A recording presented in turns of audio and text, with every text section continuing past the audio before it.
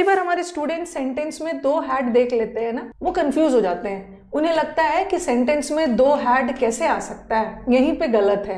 लेकिन ऐसा नहीं है, सेंटेंस में दो हैड आ सकता है। ठीक है, सेंटेंस में दो हैड आ सकता है, उसको गलती मत मानना। लेकिन सेंटेंस में दो हैव नहीं आए। ठीक है, ये क्यों नहीं आएगा मैं पूरा बता रही हूँ। सेंटेंस में दो हैव बिल्कुल नहीं आएगा और सेंटेंस में दो हैज भी, दो हैज या दो हैव नहीं आएगा, बट दो हैड आ सकता है। ठीक है, दो हैड आ सकता है। ये कैसे आएगा ये अभी हम लोग डिटेल में डिस्कस करने वाले हैं। Okay, we will be discussing in detail कि क्यों आएगा, दो हैड कैसे करेक्ट हो सकता है। सबसे पहले मैं यहाँ से शुरू, साइड में कर देते हैं। सबसे पहले मैं यहाँ से शुरू करती हूँ। अब मैं जो आपसे क्वेश्चन पूछूंगी ना, कमेंट बॉक्स में मुझे बताना। आप मुझे बताओ कि ये जो हैज हैव हैड है, हैज हैव लिखते जाना, ये हैज हैव हैड है, ये ऑक्सिलरी का काम करता है, ये मेन का, किसका काम? कमेंट बॉक्स में बताते जाना। Has have had in a sentence can act as auxiliary और मेन। ये ऑक्सिलरी होता है या मेन होता है? बताओ फटाफट कमेंट बॉक्स में बताना। ये ऑक्सिलरी होता है कि मेन होता है?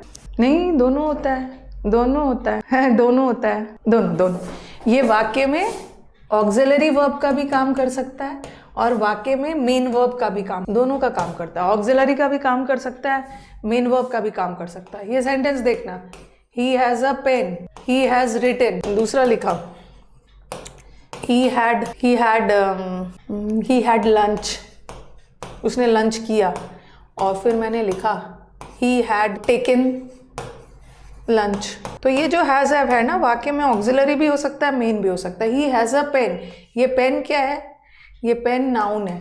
और इस सेंटेंस में एक ही हैज है, मतलब एक ही वर्ब है, तो यहाँ का हैज इज मेन वर्ब।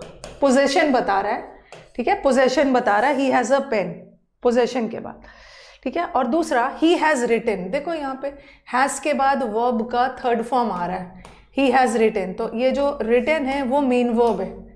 ठीक है, written मेन वर्ब है और यहाँ has ऑक्सिलरी है। तो what I mean to say, has can act as an auxiliary also, has can act as a main verb also।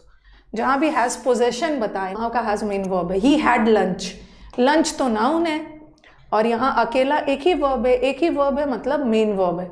ये मेरे को समझाना है ना, तो मुझे बहुत डिटेल में जाना होगा कि सेंटेंस में दो हैड कैसे आएगा, दो हैव क्यों नहीं आएगा, दो हैज क्यों। ठीक है, और ही हैड टेकन लंच, उसने अपना लंच कर लिया है, तो यहाँ पे टेकन मेन वर्ब है और हैड ऑक्सिलरी। यहाँ पे ना बस हमने एक ही चीज सीखा कि वाक्य में हैज हैव हैड ऑक्सिलरी का भी काम कर सकता है और मेन का भी कर सकता है। ऊपर वाले वाक्य में हैज मेन है, नीचे ऑक्सिलरी है, क्योंकि दो वर्ब है ना। जब भी वाक्य में दो वर्ब आ गया, एक ऑक्सिलरी है एक मेन। यहाँ तो एक ही वर्ब है मेन, और यहाँ भी देखो दो वर्ब है, एक ऑक्सिलरी है और एक मेन। ठीक है ठीक है, ये हो गया हमारा। इसको नोट करिए, इसको फटाफट नोट करके मुझे डन बोलो।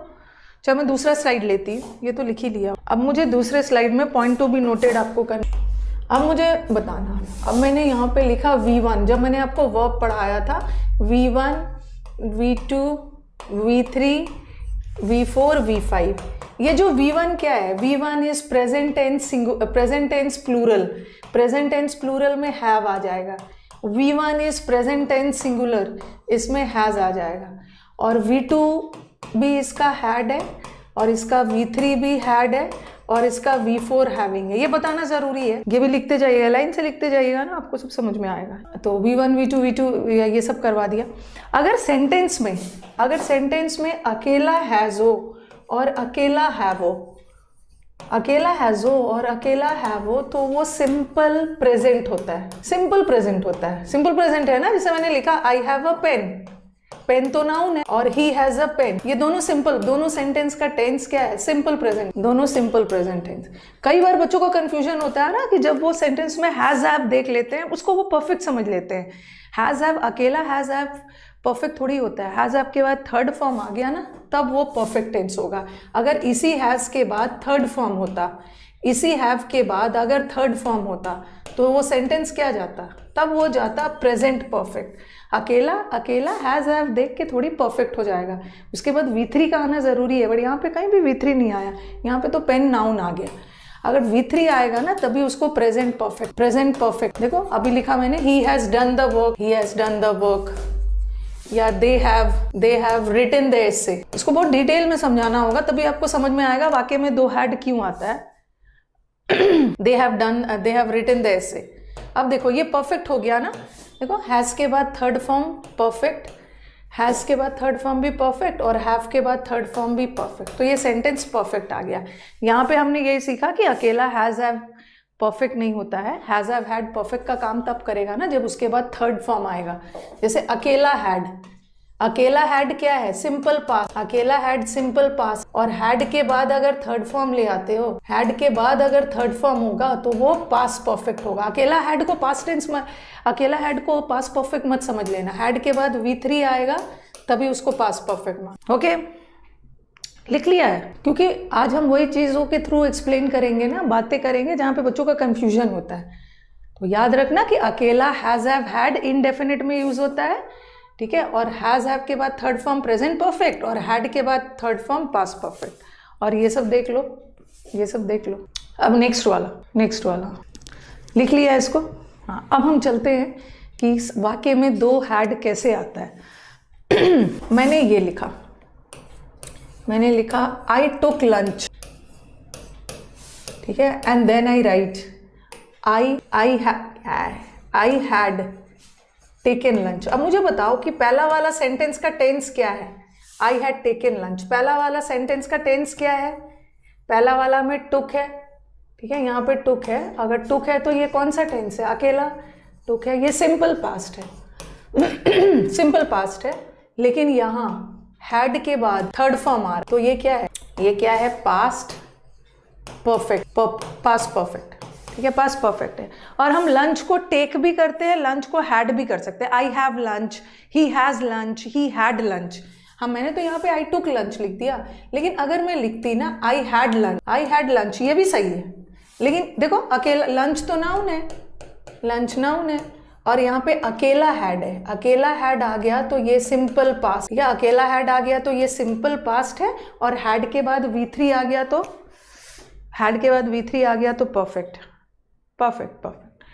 अब हम बात करेंगे आई हैड लंच। अब मैंने लिखा आई टेक लंच भी होता है, आई हैड टेकन लंच भी हो सकता है, तो लंच को हम हैव हैड भी करते हैं। अब लिखा मैंने I had lunch and then I write I had lunch, I had lunch, क्योंकि हम लंच को हैड भी करते हैं। You have lunch as a main verb हम यूज कर लेते हैं। ओके, तो ऊपर वाला दोनों सही है, वाक्य में दो हैड आ सकता है, ठीक है, वाक्य में दो हैड आ सकता है। क्यों, क्योंकि ये यहाँ तो एक ही हैड है, एक ही हैड है, इसका मतलब है यहाँ का हैड मेन वर्ब है, ठीक है, यहाँ का हैड मेन वर्ब है, और सेंटेंस जा रहा है सिंपल पास्ट, क्योंकि उसको पास्ट परफेक्ट हम तभी मानेंगे ना जब उसके बाद हैड के बाद थर्ड फॉर्म आए, ठीक है। लेकिन सेंटेंस में दो हैड आ सकता है, पहला वाला हैड ऑक्सिलरी का काम करेगा और दूसरा वाला हैड मेन वर्ब का काम करेगा। तो we can have two had in a sentence, sentence दो हैड आ सकता है, इसको एरर नहीं मानना है। पहला वाला हैड ऑक्सिलरी का काम करेगा, दूसरा वाला हैड मेन वर्ब का काम करेगा। अब मुझे सेंटेंस का टेंस ये बताओ, टेंस बताओ। ये वाला तो सिंपल पास्ट हो गया, एक ही वर्ब है V2 फॉर्म में। ये वाले सेंटेंस का टेंस क्या है, नीचे वाले सेंटेंस का टेंस क्या है, पहला वाला हैड ऑक्सिलरी है, दूसरा वाला मेन है, टेंस क्या है, हाँ टेंस, ये वाला हैड जो है ना ये ऑक्सिलरी है, और हर स्टूडेंट को पता है कि हैज, हैव, हैड अगर ऑक्सिलरी का काम कर रहा है तो उसके साथ वर्ब का थर्ड फॉर्म आएगा, वर्ब का थर्ड फॉर्म आएगा, हाँ, और हैड का थर्ड फॉर्म भी, हैड का थर्ड फॉर्म भी हैड ही होता है, ठीक है, हैड का थर्ड फॉर्म भी हैड ही होता है। तो पहला वाला ऑक्सिलरी का काम कर रहा है, ठीक है, और जब हैड ऑक्सिलरी का काम करने लगे तो उसके बाद जो मेन वर्ब आएगा ना उसका फॉर्म थर्ड होगा, तो हैड का थर्ड फॉर्म भी तो हैड ही होता है। तो ये सेंटेंस का हैड के बाद अगर थर्ड फॉर्म आ गया तो ये सेंटेंस का टेंस क्या है, पास्ट परफेक्ट। यहाँ पे आपको ये भी पास्ट परफेक्ट था, आप बोलोगे कि मैम ये भी तो पास्ट परफेक्ट था, हैड के बाद V3 ये भी पास्ट परफेक्ट, यहाँ भी हैड के बाद V3 ये भी पास्ट परफेक्ट, दोनों पास्ट परफेक्ट है। बट यहाँ का मैंने ऑक्सिलरी अलग रखा, मेन वर्ब अलग रखा, मैंने टेकन लगा दिया। हम लंच को टेक भी करते हैं, वी हैव लंच ऑल्सो, हम लंच को ऐड भी कर सकते हैं। तो सेंटेंस में दो हैड आ सकता है, एक हैड ऑक्सिलरी का काम करेगा, दूसरा हैड मेन वर्ब का काम करेगा, ठीक है, और सेंटेंस का टेंस हो जाएगा पास्ट परफेक्ट, पास्ट परफेक्ट। एक बार बताओ, इतना दूर क्लियर है? तो we can have two had in a sentence and the tense of the sentence will be past perfect. Had के बाद V3 आएगा तो दो हैड तो आ सकता है, बट वाक्य में दो हैज़ नहीं है, ठीक है। वाक्य में दो हैज़ नहीं आएगा, यहीं पे वाई, यहीं पे सेंटेंस में दो हैड तो आ सकता है, दो हैड आएगा और सेंटेंस का टेंस पास्ट परफेक्ट जाएगा, लेकिन हमारा सेंटेंस में दो हैव नहीं आएगा। क्यों नहीं आएगा? अब यहाँ पे मैंने सेंटेंस लिखा, I have lunch. I have lunch को आप ऐसा भी कर सकते हो, लंच को आई टेक लंच, दोनों सिंपल प्रेजेंट है। कभी आप टेक भी लगा सकते हो, हैव भी लगा सकते हो, प्रेजेंट टेंस है, सिंपल प्रेजेंट टेंस है। बट मैंने लिखा आई हैव लंच, ये तो सही है। अगर मैं ऐसा लिखती ना, आई हैव टेकन लंच, ये तो सही होता। ऑक्सिलरी अलग रखा, मेन वर्ब अलग रखा, मैं अपना लंच ले चुका हूँ, ये सही है। हैव के साथ थर्ड फॉर्म सही है। बट ये वाला गलत है, सेंटेंस में दो हैव एक साथ नहीं आएगा। सेंटेंस में दो हैव एक साथ क्यों नहीं आएगा? क्योंकि जब भी दो हैव आ गया तो पहला वाला हैव किसका काम करेगा? ऑक्सिलरी का। और आपने पढ़ा है कि जब हैव ऑक्सिलरी का काम कर रहा है तो उसके बाद वर्ब का थर्ड फॉर्म आना, उसके बाद वर्ब का थर्ड फॉर्म आना चाहिए। बट हैव का थर्ड फॉर्म हैव नहीं होता है ना, हैव का थर्ड फॉर्म तो हैड होता है थर्ड फॉर्म। तो सेंटेंस में दो हैव नहीं, यहाँ पे क्या लगाओगे? हैव के बाद थर्ड फॉर्म लाना, I have had my lunch, और हैव के बाद वर्ब का थर्ड फॉर्म आया तो सेंटेंस का टेंस क्या चला गया? Present perfect. तो सेंटेंस में दो हैव नहीं आएगा, क्योंकि इसके बाद तो थर्ड फॉर्म चाहिए और हैव तो थर्ड फॉर्म होता नहीं है, तो एक हैव आ सकता है। हैव इज नॉट V3, तो हमें हैड लगाना, ठीक है। तो सेंटेंस में दो हैव नहीं आ सकता है, एक हैव आएगा और एक हैड आएगा। Okay, next. उसी तरह हमारे सेंटेंस में, यहाँ पे लिख रही हूँ, उसी तरह हमारे सेंटेंस में ना दो हैज भी नहीं। देखो ये देखो, ही हैज लंच, ये तो लगा सकते हो, सिंपल प्रेजेंट टेंस है। लेकिन अगर मैं ऐसा लगाऊं ना, ही हैज लंच, तो ये गड़बड़ है ना। यहाँ का हैज ऑक्सिलरी का काम कर रहा है और उसके बाद एक मेन वर्ब आएगा, और हैज के बाद हमेशा थर्ड फॉर्म आना चाहिए ना, बट ये हैज थर्ड फॉर्म थोड़ी है। यहाँ पे जो हैज लगाया था हैड थर्ड फॉर्म थोड़ी है, तो हैड होगा। ही हैज हैड, और हैज के बाद थर्ड फॉर्म आया, हैज के बाद थर्ड फॉर्म आया, मतलब सेंटेंस प्रेजेंट परफेक्ट। तो ये आपको समझ में आ गया होगा कि सेंटेंस में, एक बार मैं फिर से रिपीट कर दूं कि सेंटेंस में दो हैड नहीं आ सकता है, दो हैड आ सकता है, दो हैव और दो हैज क्यों नहीं आता है?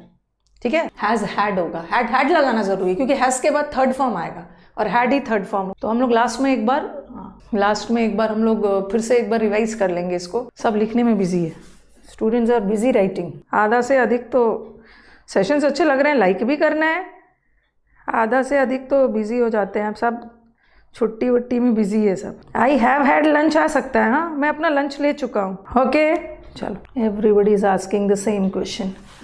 तो इन अ नटशेल, संक्षिप्त में, ठीक है, संक्षिप्त में दो हैड आ सकता, ठीक है, दो हैड आ सकता है वाक्य में, और उस सेंटेंस का टेंस क्या होगा?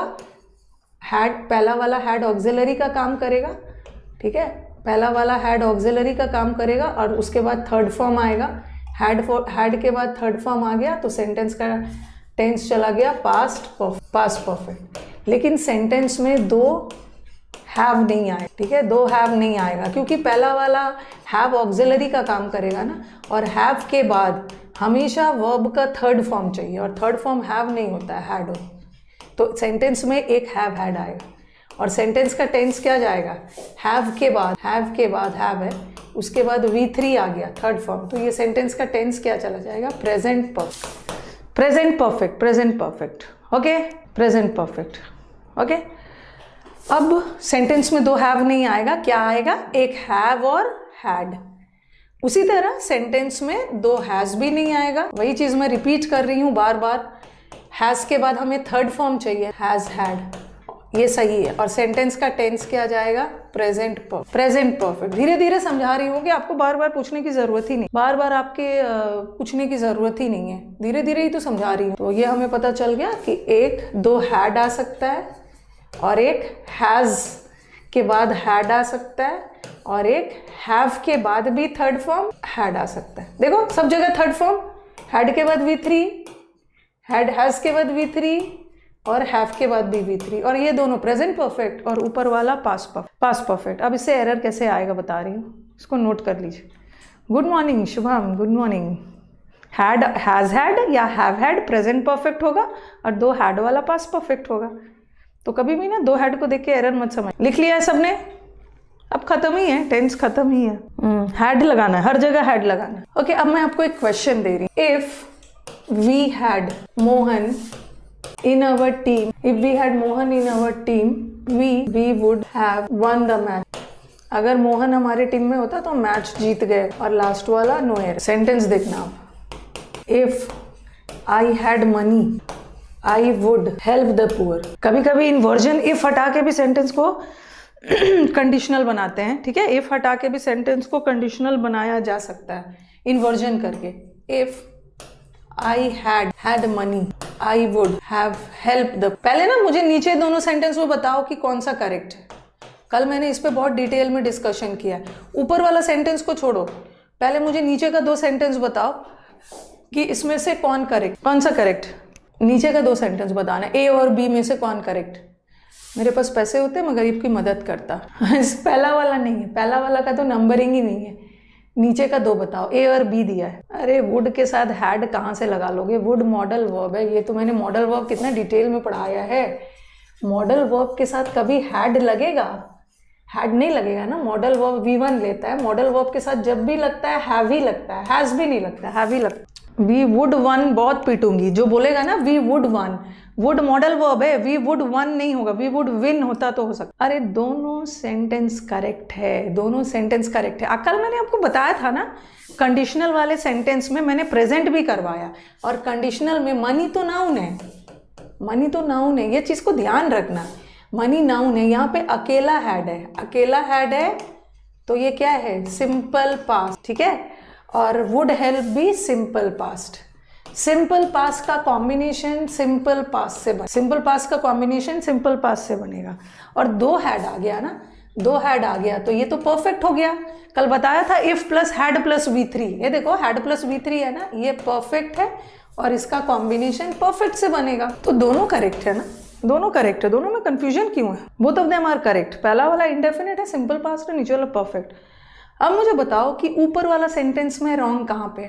अगर मोहन हमारी टीम में होता ना, क्योंकि हैड पोजेशन बताता है, अगर मोहन हमारा होता, हमारी टीम में होता तो मैच जीत गया होता। अब बताओ कि एरर कहाँ पे?